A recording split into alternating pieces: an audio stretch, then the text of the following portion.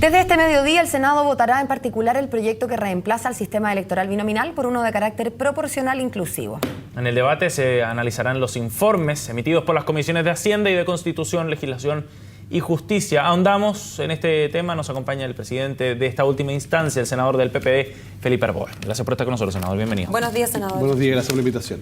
Senador, respecto al proyecto que ingresó al Congreso y lo que está votando ahora con las indicaciones ya incluidas o lo que va a comenzar a votarse hoy en particular, ¿qué tan diferente es el proyecto y cuáles son las indicaciones, diría usted, más importantes o más relevantes? Yo diría, en primer lugar, este es un momento histórico.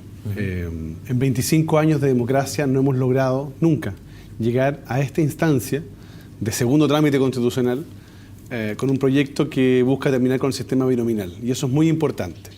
Este es un proyecto que reemplaza el sistema binominal por uno proporcional inclusivo, pero a su vez también aumenta el número de diputados y de senadores. Lo regulariza con lo que era antes de 1973, en el caso del Senado, y en el caso de la Cámara de Diputados, 5 diputados más que los que había en aquella época.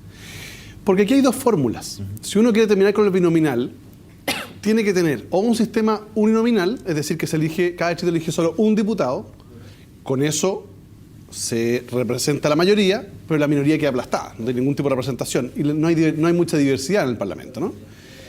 Y la otra modalidad es una modalidad de plurinominal, es decir, elegir más de 2 diputados por distrito, que es lo que hace este proyecto, que elige entre 3 y 8 diputados por distrito. En vez de tener 60 distritos, son 28 distritos que se van juntando, y va a permitir tener mayor posibilidad de presentar candidatos y el ciudadano va a tener más opciones entre las cuales elegir.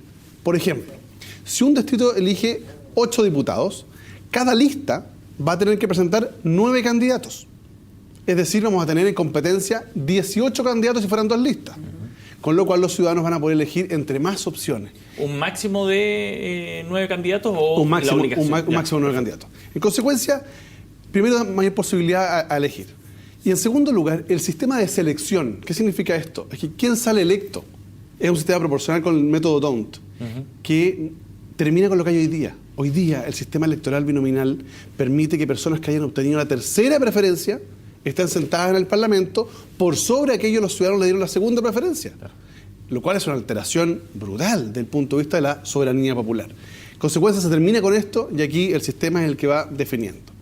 En tercer lugar, yo diría que en el caso del Senado, lo que se hace es que se establecen 50 senadores elegidos por región. Primera, yo diría, importancia del proyecto es que el proyecto es un proyecto que en el Senado establece el carácter territorial con cierta corrección y en la Cámara de Diputados poblacional, ¿no es cierto?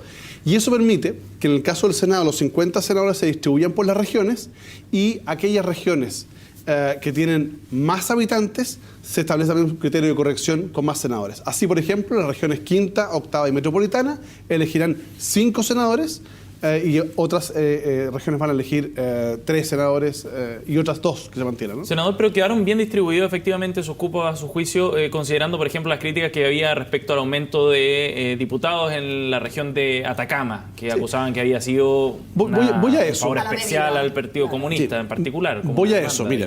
Primero, me llama la atención que haya aquí senadores o diputados de la UDI, principalmente que hoy día reclamen por la falta de proporcionalidad del sistema electoral, es decir, la falta de representación de un voto a una persona. Claro. Perdón, el actual sistema electoral binominal tiene una alteración que no es conocida en el resto del mundo occidental, y nada dijeron.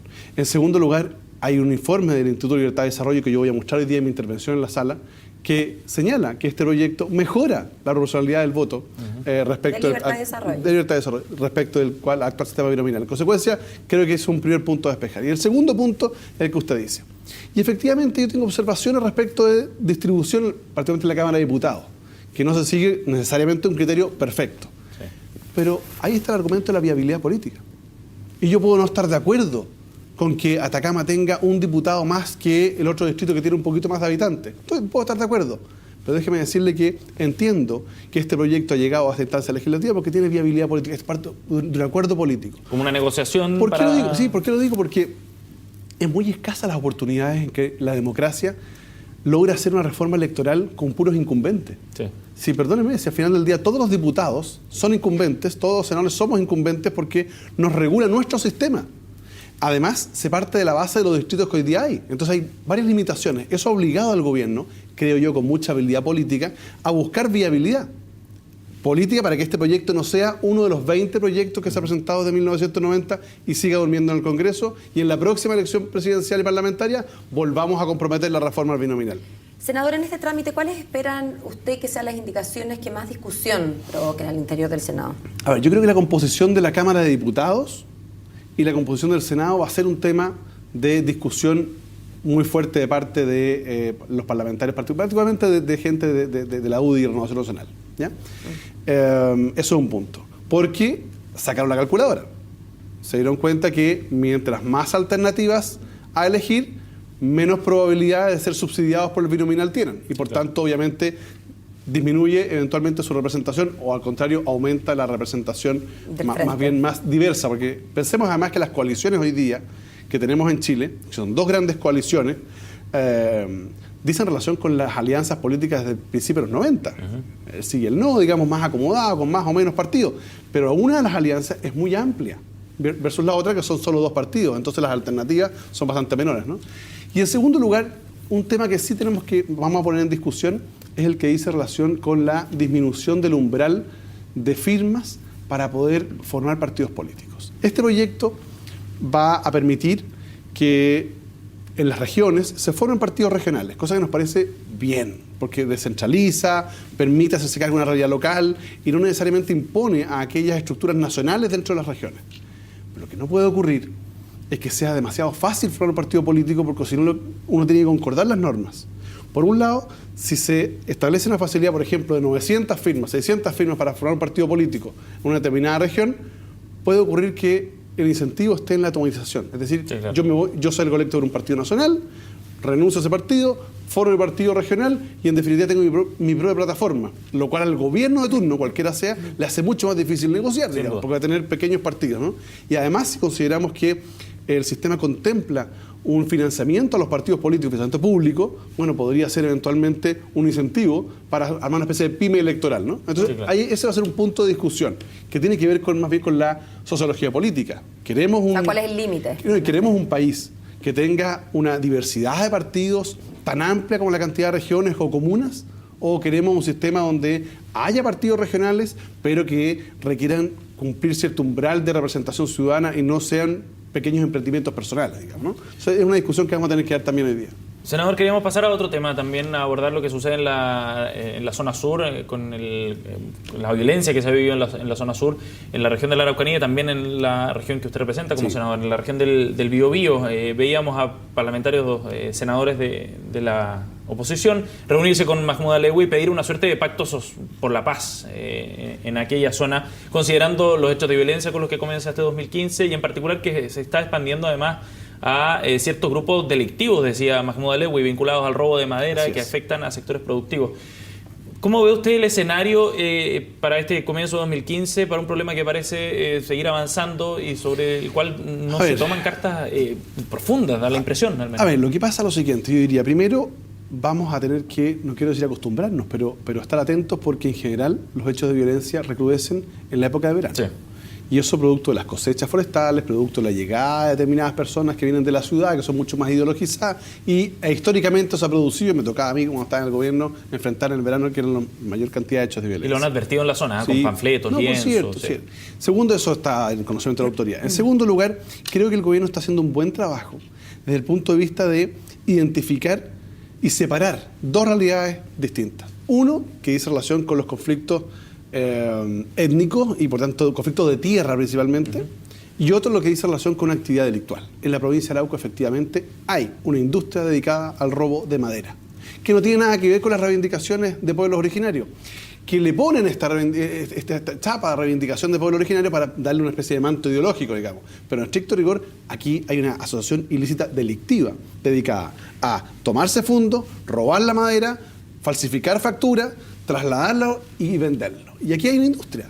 Entonces, lo que hemos conversado con el subsecretario del Interior y el subministro del Interior y también con los senadores y diputados de oposición es la necesidad de separar estas dos cosas para poder distinguir, porque el tratamiento frente a un conflicto de tierra es muy distinto al tratamiento respecto de un hecho ilícito. ¿Cuál es la este, diferencia? No, bueno, es que cuando hay una comunidad que está reclamando por derechos ancestrales y por tierra, sin causar violencia, uno tiene que tener una política sin social. Causar violencia, perfecto. Política Pero social. los actos de violencia asociados a ese conflicto étnico. Yo en eso soy invariable. Yo le he planteado al subsecretario que la política del gobierno tiene que ser en esto intransigente.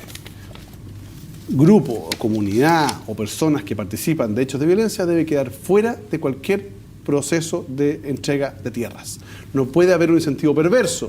Me tomo el fondo para que me lo entreguen. No, eso no va a seguir por ningún motivo. En consecuencia, hay que separar. Ahora, el intendente regional, en el caso de Biobío, me refiero más bien a eso porque lo de la región de la Araucanía no conozco muchos detalles, más en Biobío, ha hecho muy buen trabajo. En la provincia de Arauco ya se han celebrado convenios con más de 70 comunidades de pueblo originario. Convenios de trabajo entre el gobierno y las comunidades. En consecuencia, eso permite primero aislar a aquellos que quieren realizar o utilizar la violencia como forma de reivindicación. Pero en segundo lugar, está trabajando y dotando a la policía y a los fiscales de las herramientas para poder perseguir. Porque no es el gobierno el que persigue. De repente en la política o hay ignorancia o hay lisa y llanamente irresponsabilidad para generar daño político. Lo hubo ayer, lo va a haber hoy día y lo hará mañana probablemente. No es el ministro del Interior ni el subsecretario ni el intendente que anda persiguiendo los hechos ilícitos.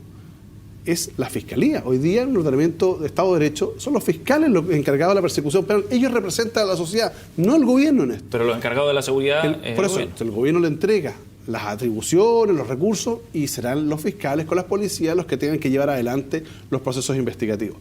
Creo que lo que ha faltado ahí ha sido labor de inteligencia para poder no solo individualizar, porque muchas veces dicen, mire, tenemos individualizados a los hechores de determinados hechos ilícitos, sino para transformar esa individualización en medio de prueba, porque los juicios se ganan con pruebas, no con declaraciones, para poder finalmente condenarlos, ¿no? Y ahí creo que ese paso es el que hoy día está complicado y no ha tenido buen resultado. Ahora, así todo, insisto, creo que hoy día firmamos un acuerdo, todos los parlamentarios de la región del Biobío, todos, de todos los sectores, en el cual nos pusimos de acuerdo. Primero, en apoyar la institucionalidad, es decir, al Estado, le hace gobierno y instituciones persecutoras, para perseguir la violencia. Y segundo, aislar la violencia, que es un hecho muy importante. Y en tercer lugar, en el caso de la provincia de Arauco, a llegar recursos muy importantes para superar el problema estructural de pobreza.